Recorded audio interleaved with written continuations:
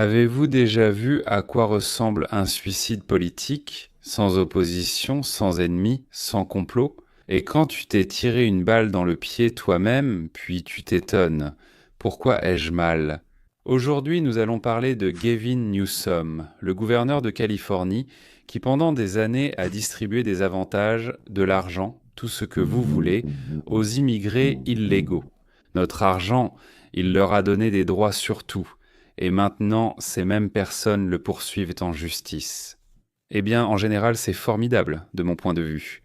Et tout cela sur fond du fait que le gouvernement fédéral lui dit « Soit tu fais comme la loi l'exige, oui, soit on te prend 200 millions de dollars. » Et vous savez quoi, le plus effrayant, c'est qu'il s'est lui-même piégé dans ce piège.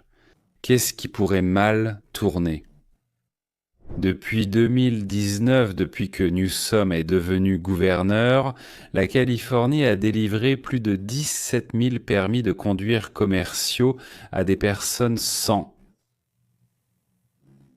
statut légal, c'est-à-dire des sans-papiers commerciaux. Donc ce n'est pas juste pour se balader dans le quartier en scooter, mais pour des poids lourds, des camions, des transports interétatiques massifs. Attention, attention. Une grande partie de ces conducteurs ne connaît pas l'anglais, ne peut pas lire les panneaux de signalisation et ne répond pas aux exigences fédérales de sécurité. Eh bien, Newsom se dit « Allez, qu'est-ce qui pourrait mal tourner, n'est-ce pas ?» Oui, voilà. Par exemple, il y a des accidents mortels partout dans le pays parce que ces conducteurs ne roulent pas seulement en Californie, mesdames et messieurs, ils roulent absolument partout. De nombreux Américains sont déjà morts dans des accidents. Le gouvernement fédéral y est opposé. Et c'est là que le ministère fédéral des Transports entre en scène. Le ministre des Transports, Sean Duffy, fait pression sur la Californie depuis plusieurs mois. En août, il dit « Les gars, vous avez 30 jours pour vérifier que tous ces conducteurs connaissent l'anglais et organiser un examen, même minimal, pour vérifier leurs connaissances de base. » La réponse de la Californie, le silence.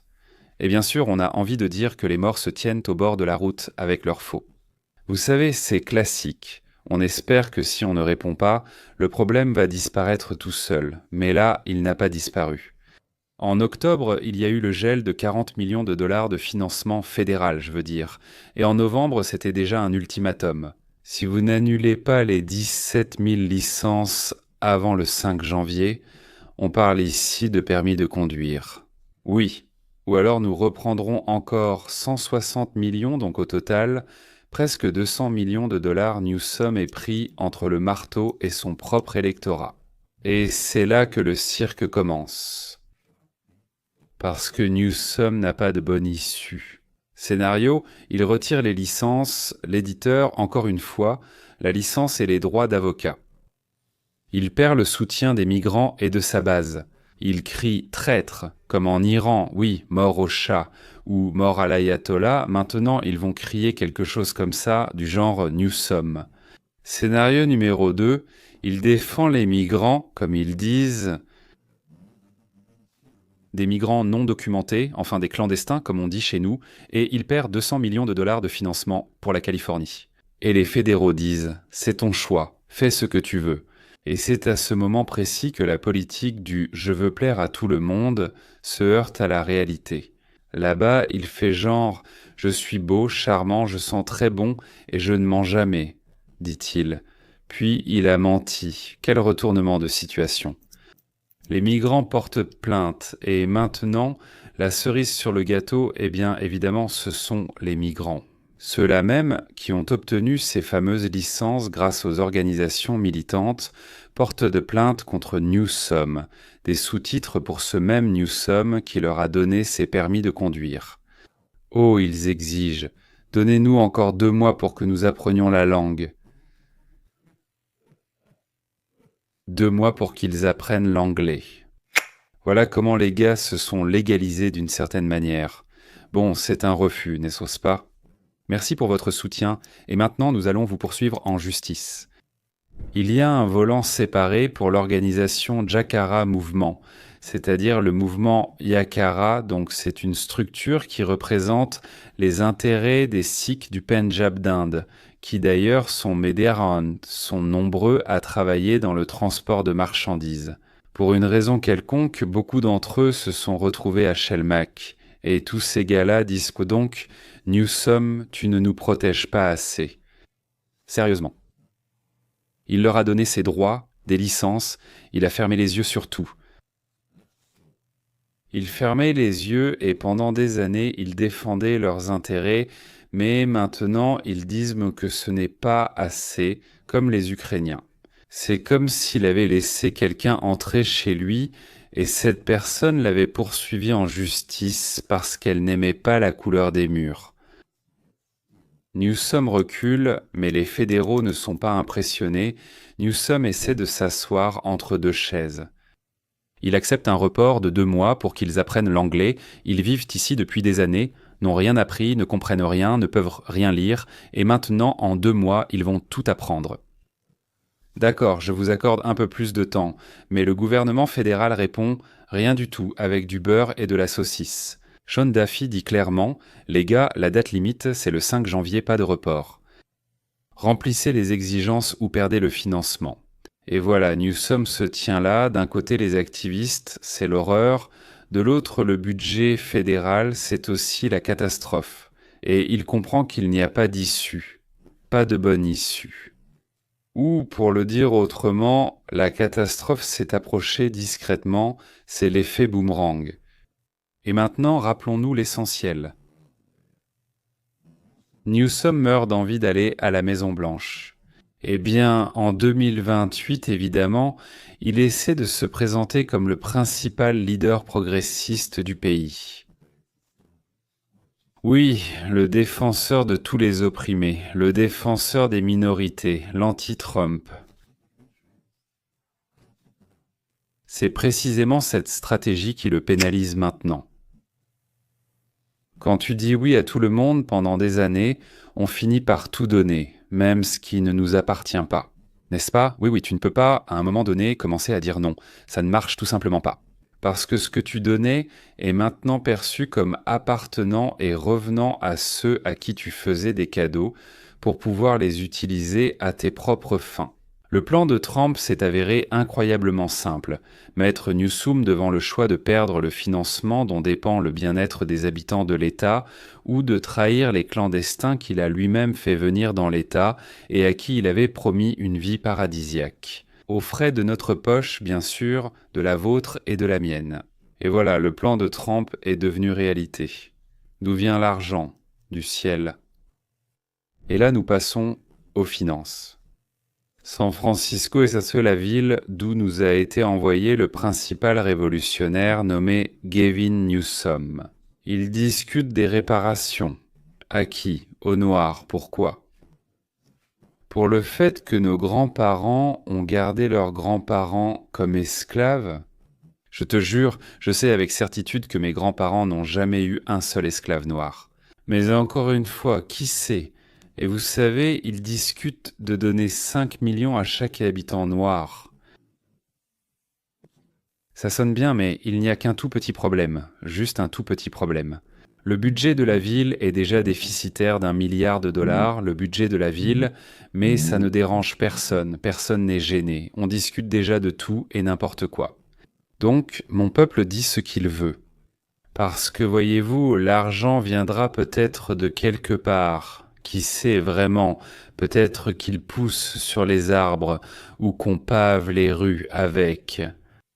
D'ailleurs, peut-être que cet argent va pousser, et en même temps, les dizaines de milliards que la Californie a déjà perdus ces dernières années. Et à qui la facture sera-t-elle adressée pour compléter le tableau à partir du 1er janvier 2026 ? C'est-à-dire que depuis quelques jours déjà, les migrants illégaux reçoivent une aide médicale totalement gratuite. Aux frais, disons, de l'État, oui, c'est-à-dire aux frais des habitants de l'État qui travaillent. Ils vont être dépouillés, en plus du fait que, selon moi, c'est déjà l'État le plus voleur des États-Unis d'Amérique, mais ce n'est pas assez pour eux, ils continueront toujours à dépouiller.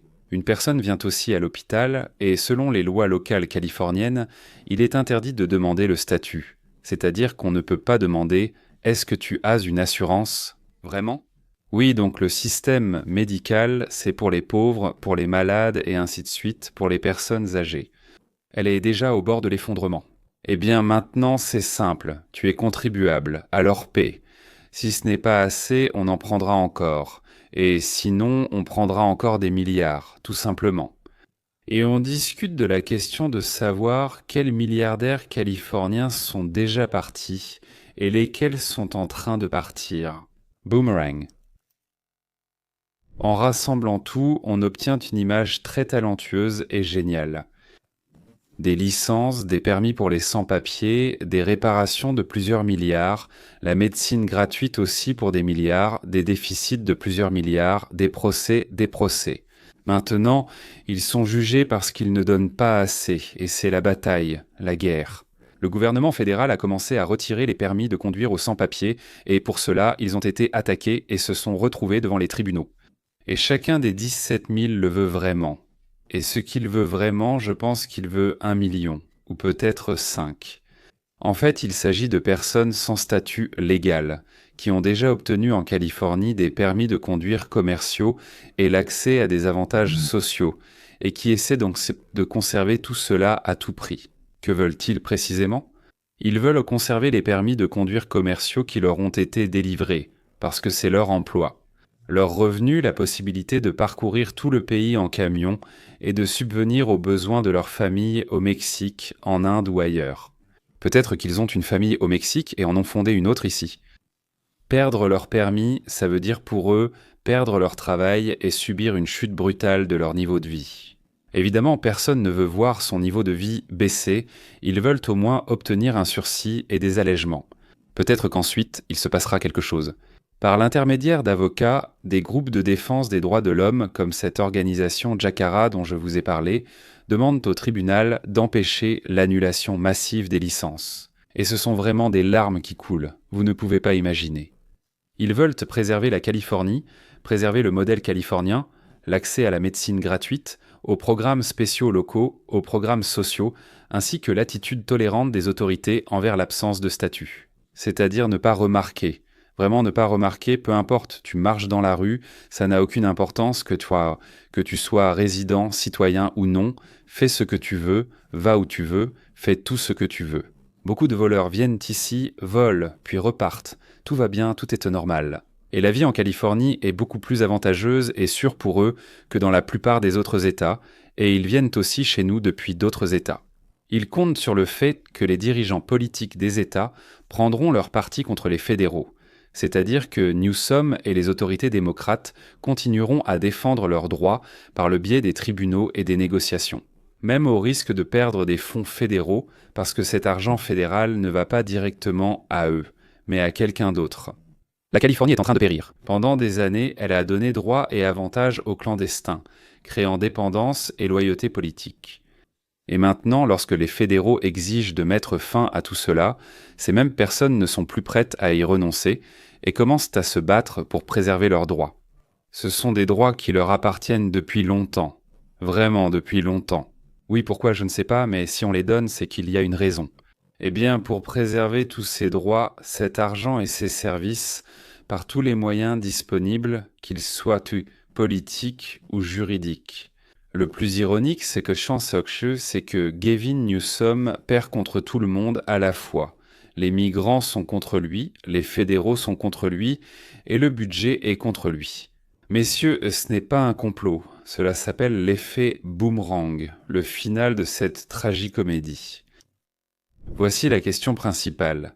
Si un seul État peut si rapidement se retrouver dans une impasse financière et politique, que se passera-t-il si on essaie d'appliquer ce modèle à tout le pays? Parce que quelqu'un doit payer pour tout ça, mais il faut quand même payer, oui, ici le docteur doit manger. La compagnie d'électricité veut être payée pour son électricité, ceux qui fabriquent les médicaments veulent qu'on les paie aussi. Donc tout cela n'est pas gratuit, et ce ne sont pas les politiciens qui paient, ils volent notre argent et ensuite achètent des voix pour eux-mêmes. Ce sont les gens ordinaires, nous qui payons. Voilà comment les alliés les plus fidèles et dévoués deviennent tes principaux adversaires. C'est tout, c'est la fin. Je ne sais même pas quoi souhaiter à Newsum, parce que je n'ai pas envie de dire du mal à la fin. Alors je nous souhaite à tous une vie bonne, joyeuse et intéressante, et de nous débarrasser de tout ça. De toute cette vermine parasite. Au revoir.